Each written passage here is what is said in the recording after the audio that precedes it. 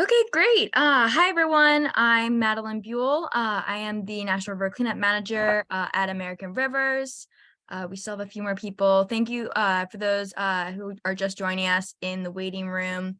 I just allowed you to come in. This meeting will be recorded and shared and put on our YouTube page afterwards. And let me know if you guys have any questions or would like to connect with another organizer on this call. A big part of these discussions is getting to know other people and learning from each other. And so if you want to talk to them offline, that's definitely encouraged. So just let me know and I'll connect you too. So today we are going to be discussing how to calculate trash results and then also going over some waste disposal recommendations. A number of you had questions and really were looking to share or ask other people what their how they weigh their trash and how they handle waste disposal at certain times. So I guess I'll go first and then we can open it up to other people to chime in to share what they do similarly or differently. So American Rivers, we it really does depend on what site we go to. And so depending on since we are a national group, I do cleanups like all over the country. And so that really kind of makes some of these things a little bit more difficult depending on the site that we're dealing with. I've been at a site where we had to recycle bricks and we actually found a local brick like company that was willing to take the bricks and recycle them. So kind of thinking creatively on that end. But for the most part, when we're just collecting regular trash, we use the American Rivers bags, and on average, those bags we estimate they weigh about 20 pounds, and so that's kind of our go-to, and that's our standard across the board. And so if you guys are unsure and are using our bags, I recommend going with the 20 pound weight metric. And then in addition to that, we have where can I find it? It's basically an average weight fact sheet. And this is our old one because we just came out with our new logo. So we are still rebranding a lot of our materials. But this is basically common river trash weights. And so we look to this as to standardize. So if we've come across a dryer, I can just take a look at this fact sheet and use the 75 to 100 pounds. Obviously depends on the size of the dryer. 1.5 pounds for a traffic cone, just some of these oddball items you might find. And truck tire versus a car tire, some of those are different. And so this is what we use as our standards. Then there was another thing I wanted to share about Trey Sherrod, who is couldn't be on today's call, but he is with Anacostia Riverkeeper outside of Washington, D.C. And some of you have met him before. He's he was a guest speaker on, I think, a November call. But I did want to share they have an interesting way of sorting through their trash and weighing it. And so here's a picture of the cleanup I did with them this past fall. Put up the picture. So basically they have, and this was a lot of work, a lot of work. And so he basically brings these bins, and each of them are labeled like plastic bottles, what else? Textiles, aluminum. They even have a bin for like balls, like a baseball or bouncy balls or anything like that. And so they have, I think it's probably like 20 of these bins. And once everyone is done cleaning up, picking up trash, they basically save the last hour for separating all of the trash out. And so they separate out all of the plastic bottles, all of the straws, all of the plastic bags. Everything goes into the categorized bin. And then at the end, he goes through and weighs each of these bins. And so they're able to come up with how many pounds of plastic bottles, how many pounds of straws, how many pounds of textiles, and all of that. and then they provide that information to the city, and they have a bag tax in the DC area, and so they're basically reporting on whether or not the bag tax is actually working, because they're actually doing these cleanups, and then they're counting the number, they're weighing how many bags are still out in the environment, and reporting back to the city on the effectiveness of the campaign. And so they kind of hope that that eventually they'll do the same with maybe plastic bottles or straws or anything like that. This is very gross. It smells really bad, but it's really interesting. And how they weigh it is they use these luggage tags, which many of you use. There's not luggage tag per se, but it is, I have a picture of it here.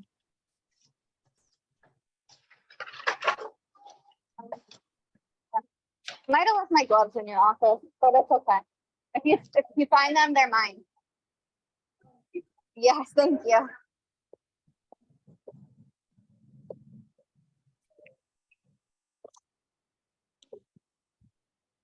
Sorry, luggage scales. So it looks just like this. I don't recommend doing the digital ones, just because, you know, we're around a lot of like wet items and water, and sometimes we're doing cleanups in the rain. So probably makes sense to use something that doesn't really necessarily need that's a little bit more reliable.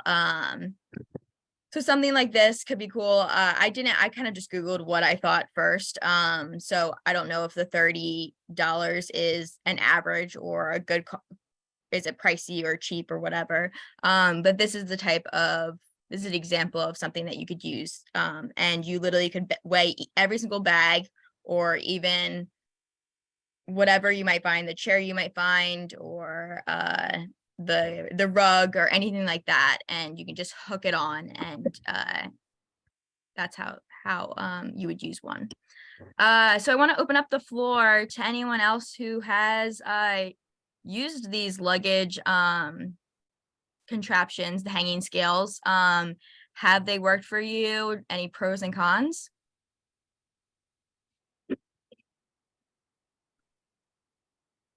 Hey, I'll go. This is Nick Ingram from Valley Water. We're a water agency here in Central California, and we use just a digital luggage scale that we purchased from Amazon. I think they're about $20, no more than that. And they seem to work okay. The only issue is the hanger that comes stock with the scale can rip bags pretty easily. So if you're trying to weigh a bag of trash, it's useful to have some sort of like rope or something that you can sort of like sling the top of the bag with. Like if it's knotted, you can sling that and then hang it from the string, as opposed to trying to run it through the plastic, because it'll tear. But for weighing other things like, you know, small tires or pieces of scrap metal, you can usually find a place to put that hook, and it works pretty good. But we have mixed results from some of our volunteers. Some people love it. Some people just choose to estimate still. Great, thank you, Nick. Anyone else want to share their experience with using the luggage scales?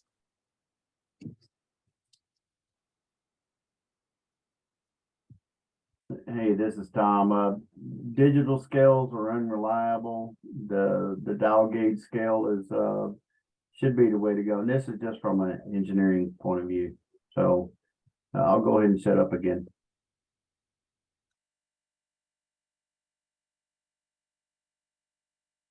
Yes, Catherine was also saying that, was asking if anyone else had used, was receiving different results or weights, depending on what luggage scale you're using. That would be my concern too. But I think that if you look at the reviews on whatever scale you buy, I think you can kind of get a good gauge of which is going to be more reliable. Yeah, we did actually look at reviews, and honestly, I'm gonna guess people didn't go to the likes we did to try to see if it was accurate, or they had lower expectations. I wish I had known that there was a non-digital option, because all I saw were the digital ones. So maybe we'll keep that in mind in the future, but I still feel like for a lot of items, it's just not even possible to hook it on that thing, you know? It's like, yeah, a tire that would just break off, I feel like, and a shopping cart and et cetera, like, is really not gonna work for that. So then, yeah, we usually just Google it, but actually your resource there, Madeline, is helpful. So thank you for sending that. Yeah, of course. And I think also if we're all using kind of the same numbers or the same like reference, I think that'll obviously make our data stronger because we're all using the same numbers.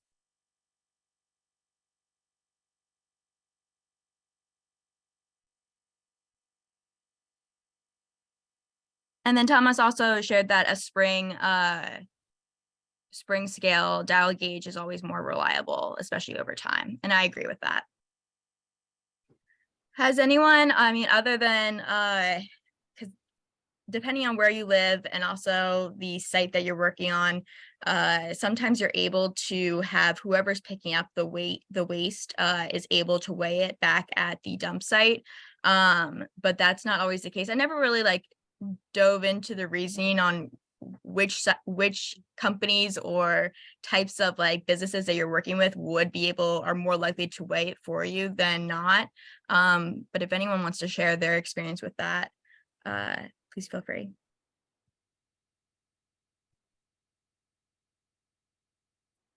I'll just, Uh, oh, sorry, go ahead. Sorry.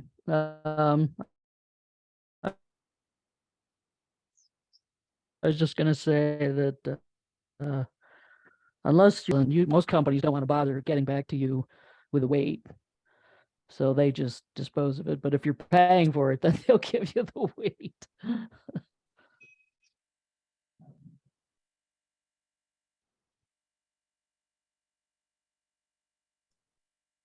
Stacy? Yeah, hi. So my experience has been we've had a company that donates dumpsters to some of our larger cleanups, because I'm from the Connecticut River Conservancy, so we have cleanups in 4 states all throughout the month of September. So it's a little hard to have a scale everywhere. But I could see doing that at some of the larger groups. But one of our haulers has donated dumpsters, and then they will come back and give us all the weights of everything that they have collected. So if you're able to get a dumpster either donated, that's a great option. And otherwise, I think it really depends on a lot of local transfer stations where a lot of our folks are taking trash. A lot of them don't have scales, which I find kind of crazy or surprising. So we rely on estimations. If we have time, I know it's a little bit of a segue, but maybe I just pose this question it's kind of the question that maybe comes before the weighing, is how you get people to submit take a trash tally and write this stuff down and send it in, because we have maybe like a 55% return rate on that. So I'd love to hear people's thoughts on that too. Thanks. Stacey, that's great. I know for at least with the National River Cleanup Organizer Network, we only 60% of the organizers each year submit their data results to us. And so I guess like obviously that's always a question of like, okay, how can we, a lot of the time it's people will register their event, but they'll forget to submit their results to us, or they forget to register and then they submit their results to us afterwards. So we kind of capture them anyways. And we haven't really figured out the best way to, other than just encouraging and telling them the reasoning why we're using this data and the impact it's going to have the more that we have all of the right information. Matt, you have your hand raised? Yes. Hi, thanks. We use dumpsters and the service goes off somewhere and weighs it. I've never seen it. And in past years, there was segregating similar to the sorting, similar to the what you were describing earlier, but I wanted to add that I love that you have a bag standard. And my kind of bigger question around this is there a standard that is kind of working the best in terms of, is it about really the weight or volume of trash or the type of trash. Because, there's some trends that I'm seeing that, people love to see you recover things. So that's kind of a new category too, turning it into art. But I don't know if there's any data points on that sort of thing. So that's it. No, you offer some great open questions. I know that Trey shared from Anacostia Riverkeeper. He was also struggling with that. He was like, well, if we collect like all of this, we can't collect 5 pounds of plastic bottles. Obviously, that sounds like a very small weight. But if we actually put them all in like a bin and show this is a lot of plastic bottles or bags or whatnot, it kind of feels like a bigger number and more meaningful. We have a volunteer who dives for cell phones and lays them all out and lets people call or reach out to try to identify theirs. But I mean, that's not a data points per se, but it's pretty impressive. It's a cool storytelling. Yeah. Awesome.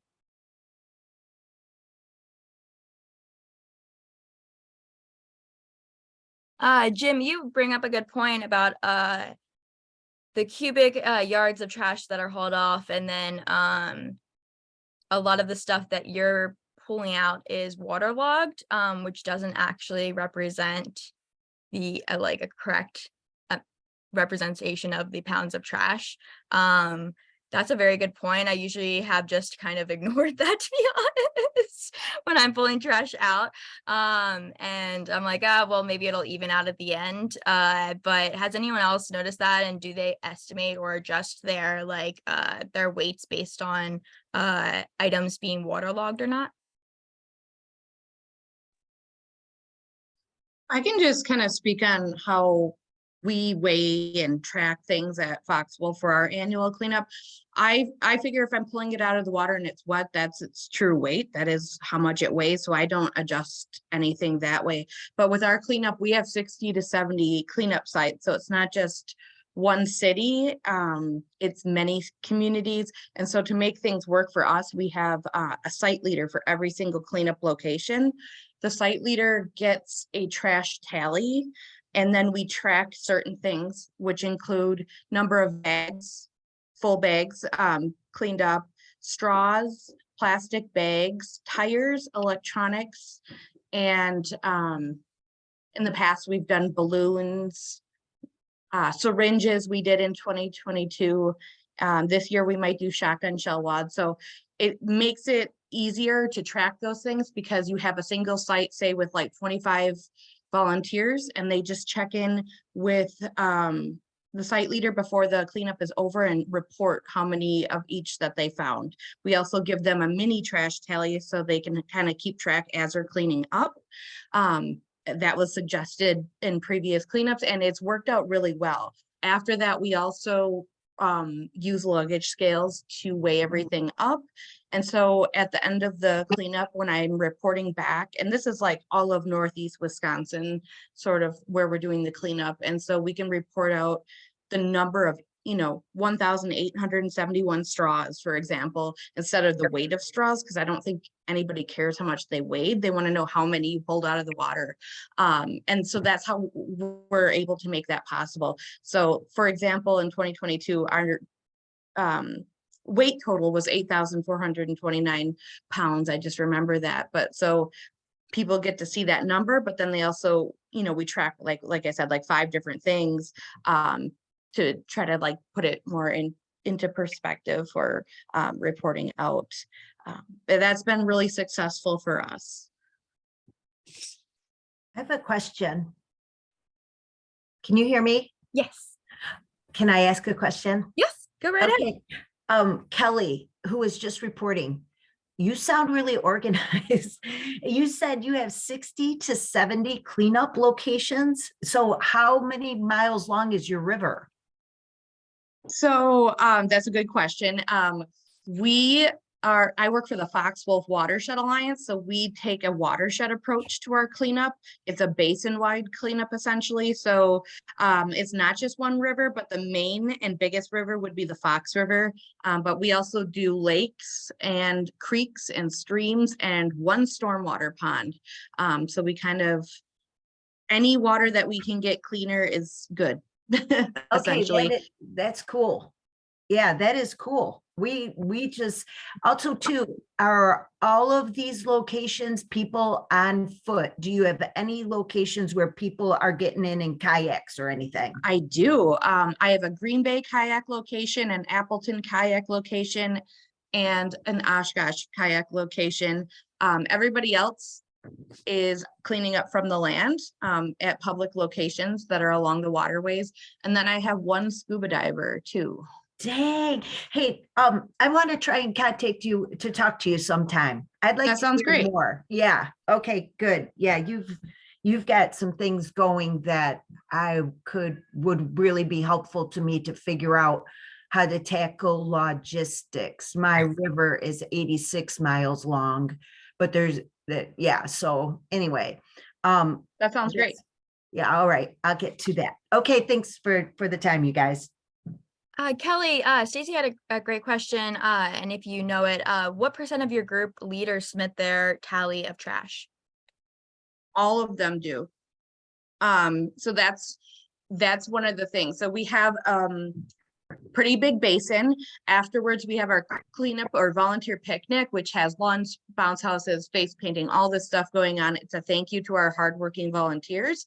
At this cleanup picnic, we also have buckets set out for all of our site leaders to return their supplies. That includes their clipboards that show their let me think, volunteer like lists of who's supposed to be there, and the lists show, you know, who actually did show up, and they circle a number so I know exactly how many participants. And they also submit their or turn in their trash tallies.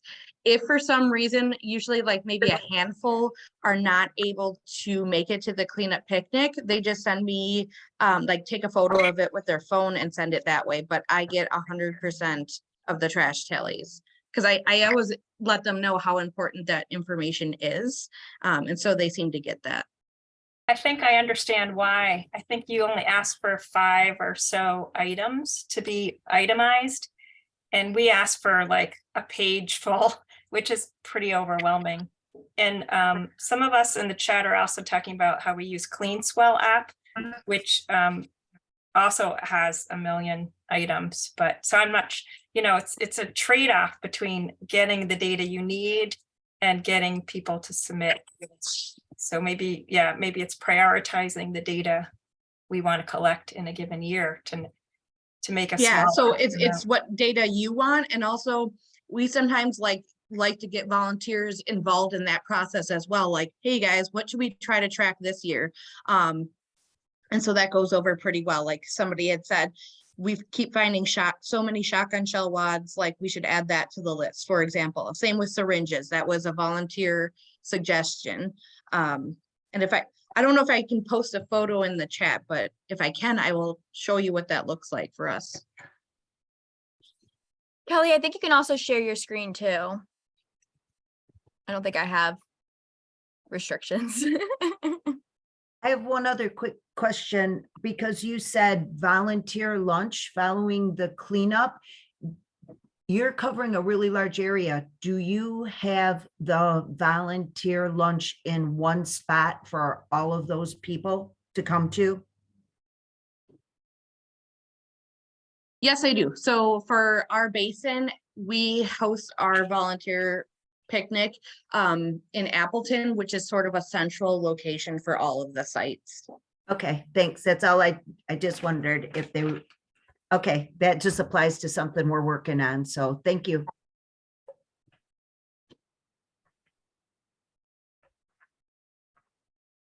So there's a lot of people talking about CleanSwell in the chat. I haven't honestly looked into it before, but does anyone who's very familiar with it want to talk and share with the group what it's all about, how it works, for those that are not familiar? I guess I'm talking about it a lot in the chat, so I'll step up. Hi everyone, my name's Emily Diet. I use she, her pronouns. I work for Buffalo Niagara Waterkeeper.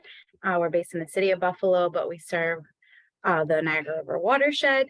And I started leading our cleanups last year, but I've been a longtime volunteer and really trying to incorporate data collection to magnify our impact. So making those cleanups not just exist right in that one day, and really trying to talk about advocacy while I talk about data collection, I think is really important to get volunteers excited about doing it.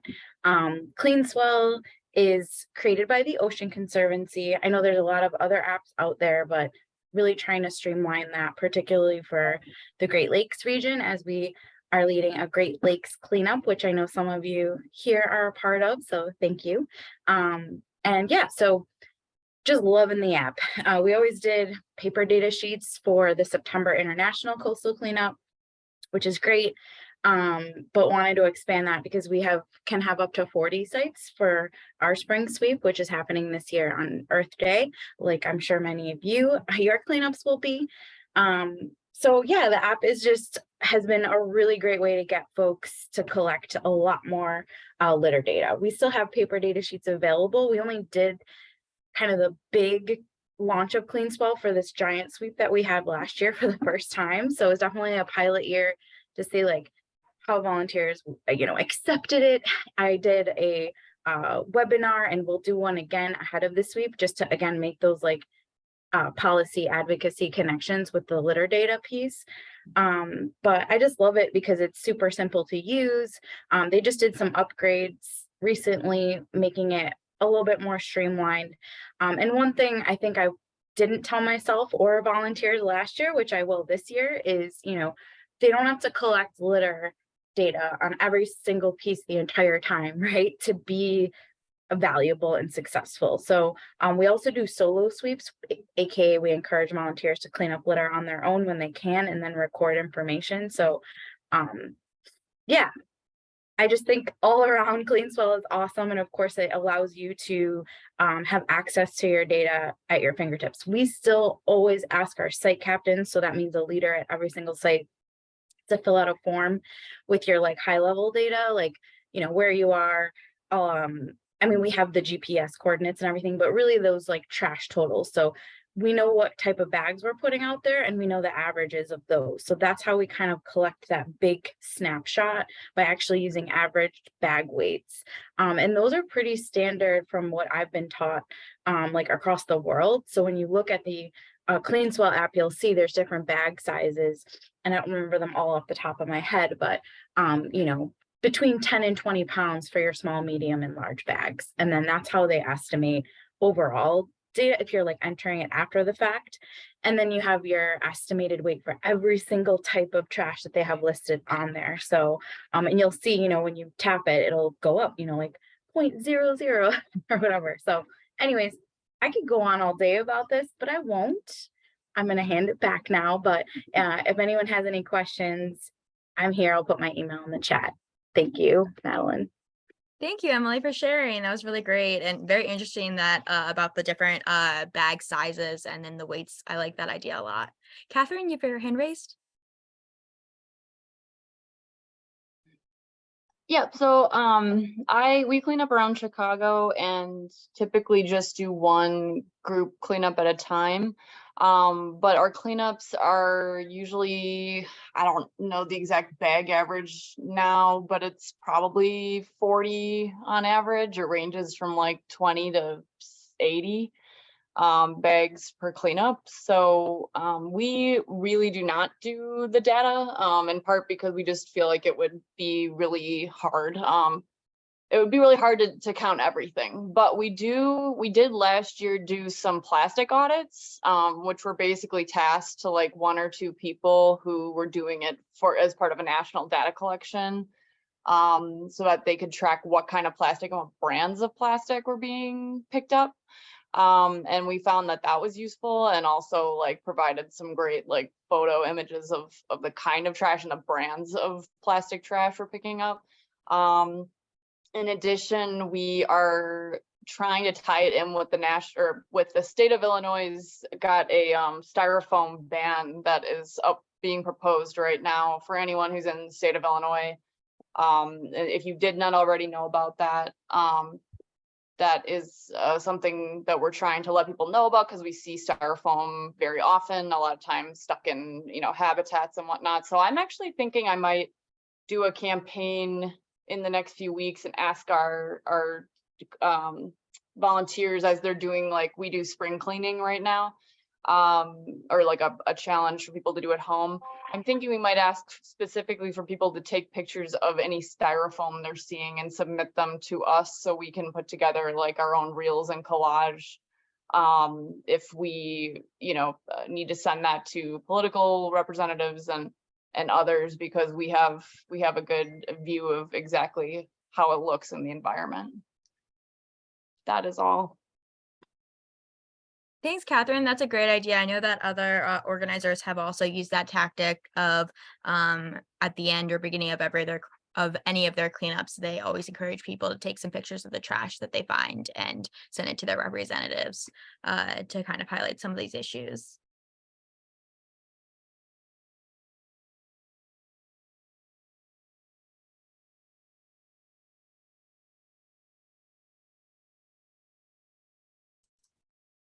Stacy? Hi. No, Oh, Dina? Sorry.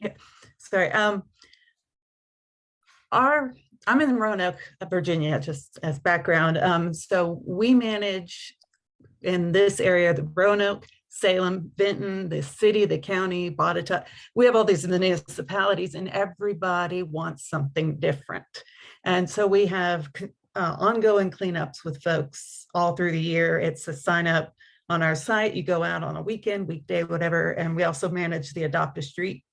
So we get trash totals in all year long. And I'm glad to hear that we're not the only ones who cry about the lack of reporting, because I feel like I'm on social every week saying, please, please, please give us your data. But all that to say, we do use CleanSwell, but only for our fall waterways, because that pairs with Longwoods Ocean Conservancy, and that's what they use. So we have that, but otherwise we have data cards. We also have a place online.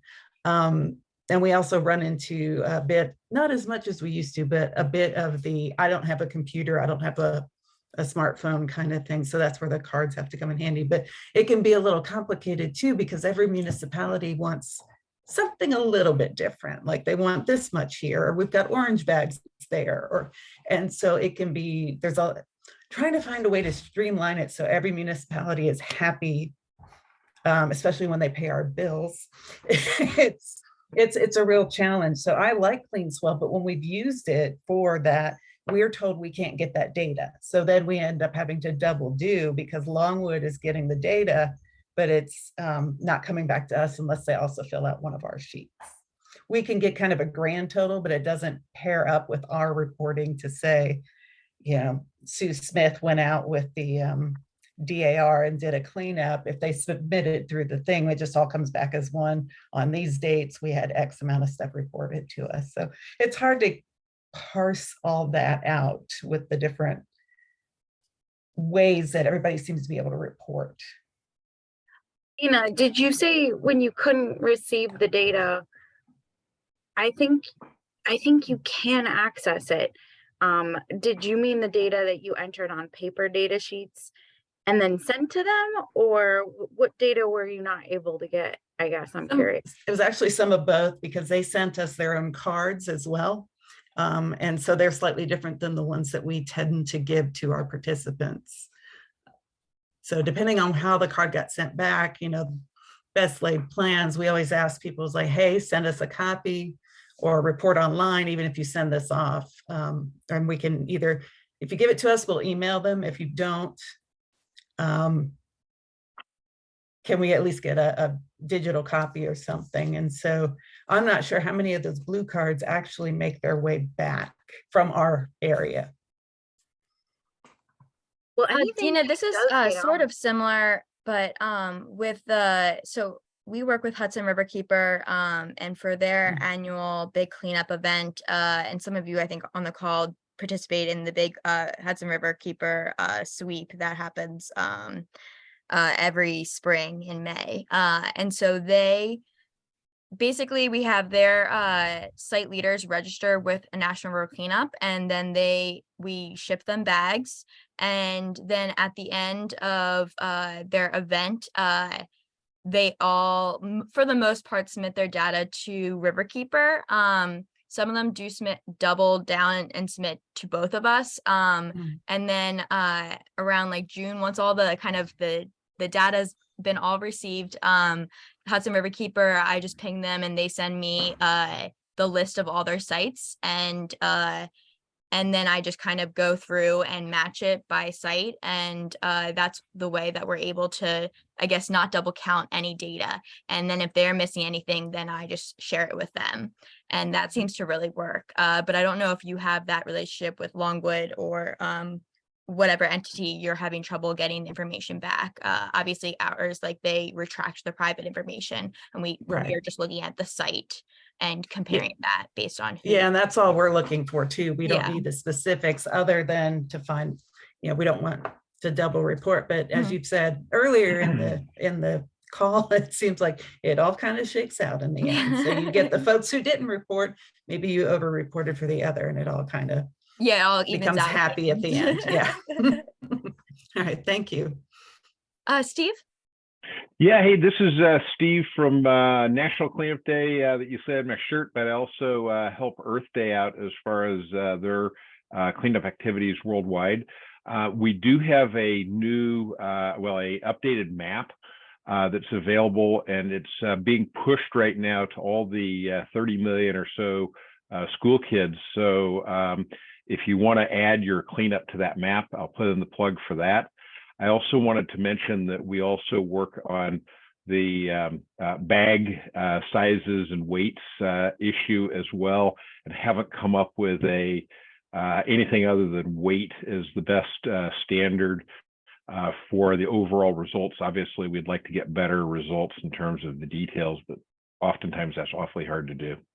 But thank you guys, everything for you guys, what you guys are doing. It's a lot of work organizing these, and we know it. Thanks, Steve. Yeah, definitely Welcome. put that link in the chat, and I encourage all of you to share your event to the map, and maybe you can get some more volunteers and coverage for your event. And Steve, you brought up a good point. So when organizers submit their data to me, obviously, like there's some cleanup that I have to do. And so some people will be reporting to me the number of bags that they collected, or they'll just report out, hey, we collected this many tires, but they didn't want to go in and weigh it because they were like, Madeline will figure it out. And so I get all that information, and then I go in and standardize it based on the framework that I showed you guys earlier. And so so if they only submitted the number of bags to me, then I will go in and do 20 times 50 bags, whatever. And if they collected this many tires, then I convert all of it into pound weight.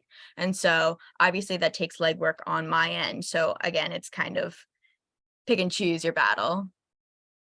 Right, it's a tough job on that. One thing I did want to note too is that for the cleanups that are going on Earth Day, National Cleanup Day, and World Cleanup Day websites, those we also have a bulk upload tool. So if you are like Kelly and have multiple cleanups, you don't want to enter them in directly. It's just give us the information. We don't need GPS coordinates. Simple and easy to do. Great. Stacy, you have your hand raised? Thanks. I wanted to ask about tires. This is a little bit of a shift. So if we're not done with tallies, though actually before that, I just share something about CleanSwell just to add on to that conversation. What we do is, because a few people have mentioned using it, but not everybody has a cell phone and whatnot. So we took the CleanSwell data and created a data card of our own from it, or we adapted what Ocean Conservancy does, because we asked for a couple of other things that they don't find in oceans, like they don't have, they didn't used to have tires on their list and we did, now they added tires. You know, there's a little bit of a discrepancy, but we ask folks, we give people the choice, the paper or the app. And then we ask people who've used the paper to then go online after their cleanup and enter the data in an online form that we created. And then all of it, we submit back, we compile and send to American Rivers and Ocean Conservancy to be part of their accounts. So it just gives an option for paper or app users. Another thing on the advocacy front, if people aren't doing the advocacy yet, I really recommend, I really encourage it, or connecting with other groups in your area who are doing advocacy. Some of the things that we've done after our cleanups are host like trash talks where we might pick a topic like plastics or tires or whatnot and bring in a guest speaker. And we often have legislators coming to these events and wanting to know what are you finding? Like, please share with us the data. We're trying to make legislation to address these issues and we need your data. Like, so that pairing of understanding the data and connecting that to the legislators is just really critical. So I just want to put a plug for that. In fact, we had, I guess it may not be public, so I just won't say who told me about this, but there's some movement to do some kind of legislation around cigarette butts in Connecticut because the plastic wrapper on the butt is causing so much harm. So they're trying to find a way to make the case. And so they're calling us saying, do you have data on cigarette butts? So it's just another example and to stay in touch with folks around that. Anyway, so if there's any time for another conversation switch and people have ideas for what to do with your tires, because we were using the Bridgestone Tires Forward program. I don't know if people have used it. And I just learned that they nixed it. So I'm really dismayed and wondering what to do. I have heard they are donating money to River Network, or maybe American Rivers has info on this. I have no information, but I am glad that they have finally said something because there was like 2 years where people were requesting stuff and trying to track them down and it was just they were getting ghosted. It felt like because they couldn't find the right person to talk to. So I'm glad that at least the information's out there. So thank you for sharing that they are no longer a viable option. And that means that we are, I guess, even more in a pickle of finding someone to take our tires. So in my experience, going local is the way to go. And it's usually finding, so you could, if there's any like recycling facilities or any like local companies, like mom and pop shops, those are the ones I would aim and target and ask if they would be willing to pick up your tires at the end and maybe even give them a free shout out or some promo on your social media, something like that to get them interested. That's the only kind of idea I have. William, you have your hand up. Do you want to share too about tires? It's endless.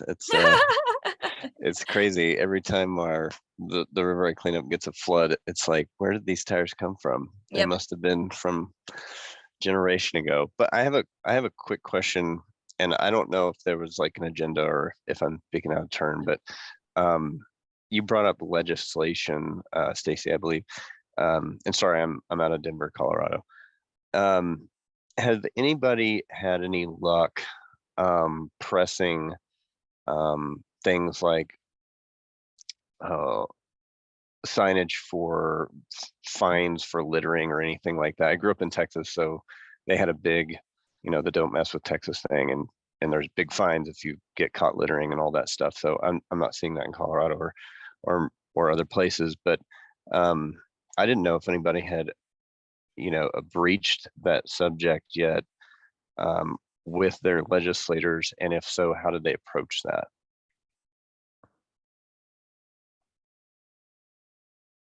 And no was a fine answer.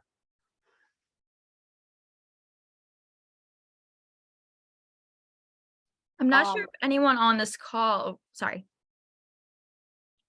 I don't have anything positive to say. I'm in Chicago and we did try to bring this up. There are supposed to be fines for it here.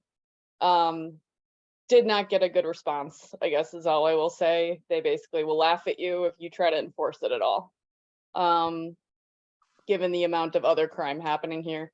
However, I have thought of I have seen the litter cams for, like, I don't know if you guys have seen those. They exist in England. That will catch people throwing litter out their car window and register the license plate like you would for a red light run.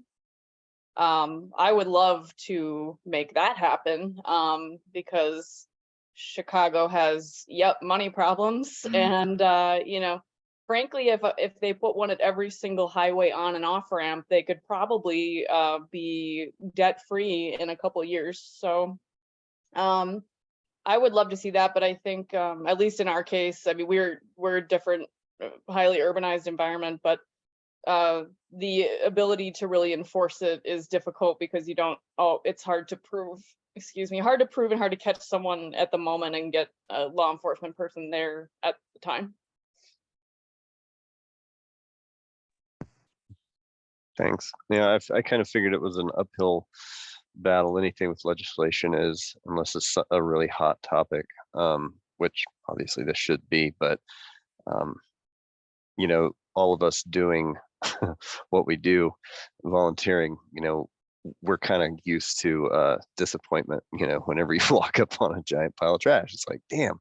But I would say working with legislators would be even harder. So, but not to say that it can't be done. I was just curious if anybody had any experience. So I appreciate you answering my question.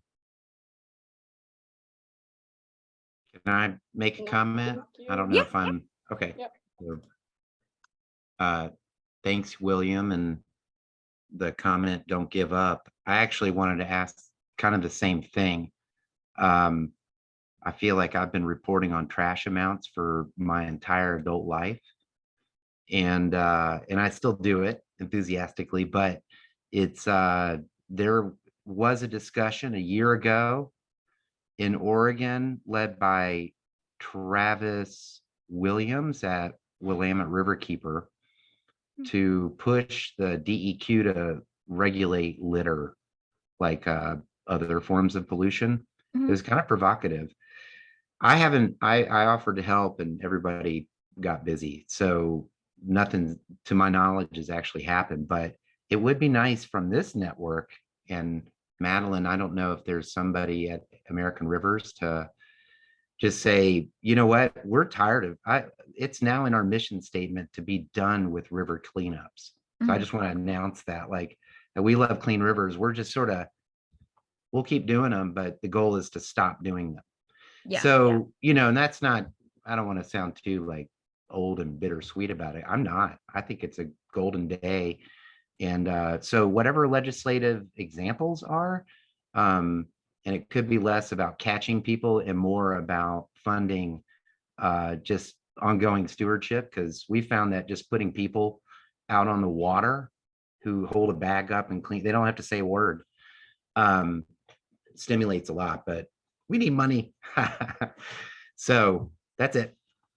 No, that's a great point. I know that there are some groups, and even at American Rivers, they are working on this in Pennsylvania, basically developing and everyone knows like the total maximum daily loads, the TMDLs for certain like E. coli and some of these chemical type of pollution, but there's not one for trash. And so the idea is, can we make a TMDL for trash?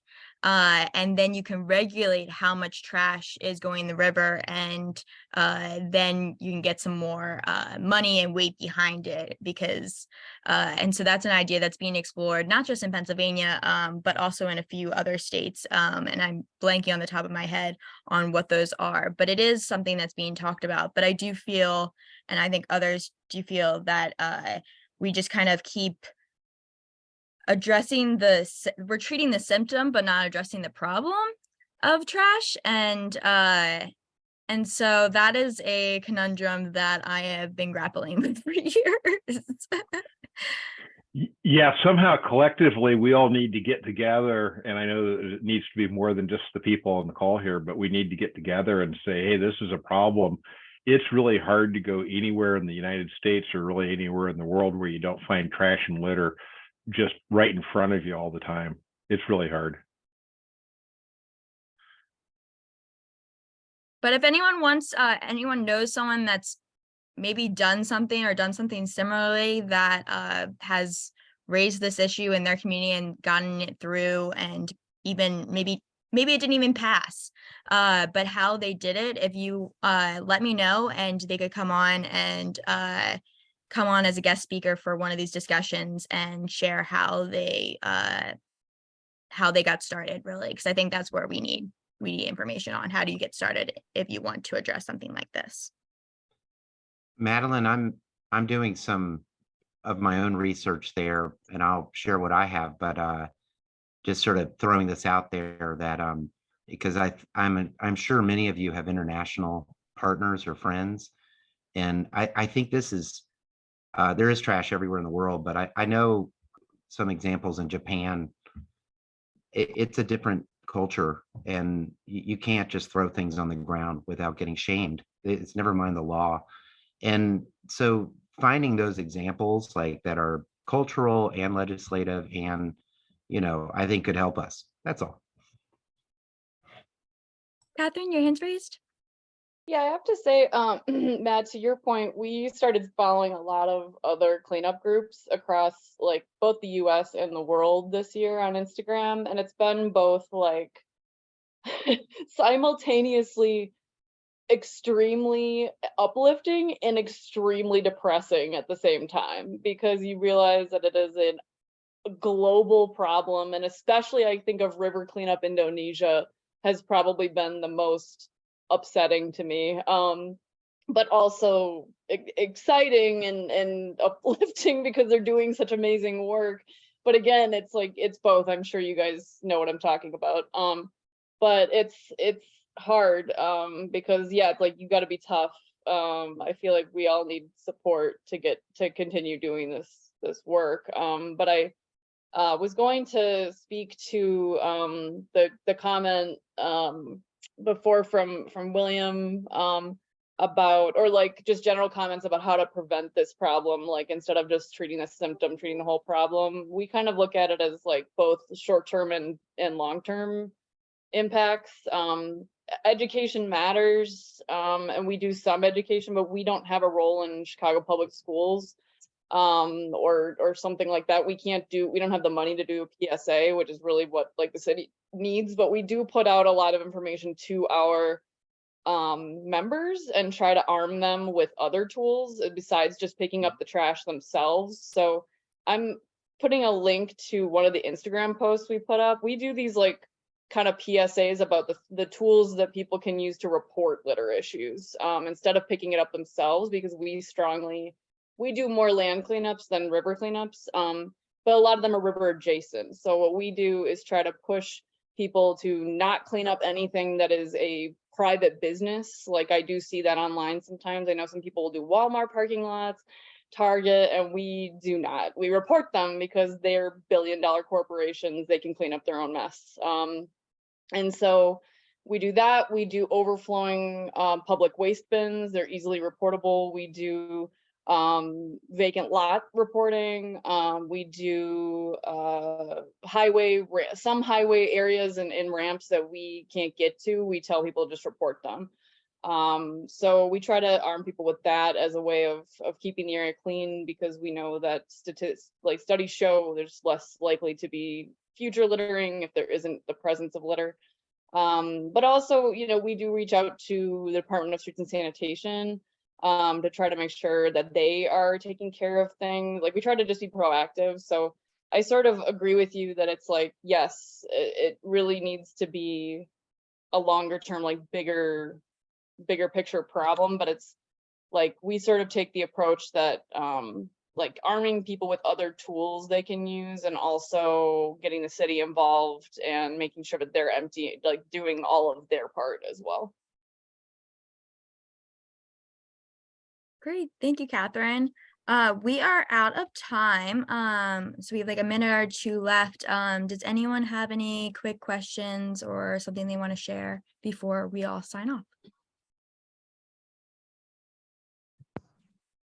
I have a quick question on that point that she just brought up. It's super easy. Has anybody created a flyer or anything like that that you would hand out to school? Like an example of something like that? If you're doing a talk or even at the end of a cleanup, like something informational. I'm sure that if I put one together, wouldn't be as good as what's already out there.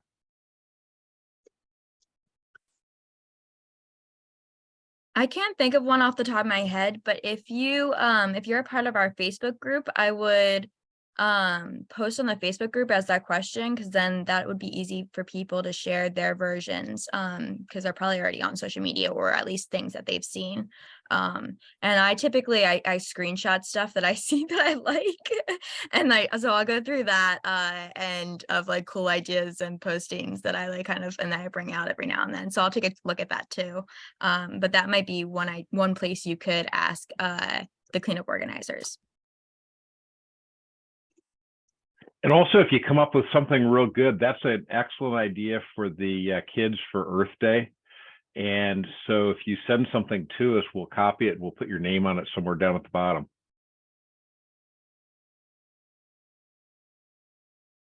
Great. Well, thank you, everyone. We have our next discussion. I'm blanking on the date, but it's going to be on volunteer recruitment. And then we're also this spring planning on doing a discussion on like marketing and communications on the digital front, and then also having a guest speaker talk about homeless encampments and how to work with those populations and address some of the issues that are part of it. So big plans for this spring, and good luck with everyone's kickoff to cleanup season and March and April, and stay busy and have fun. Talk to you guys later. Bye. Thank you.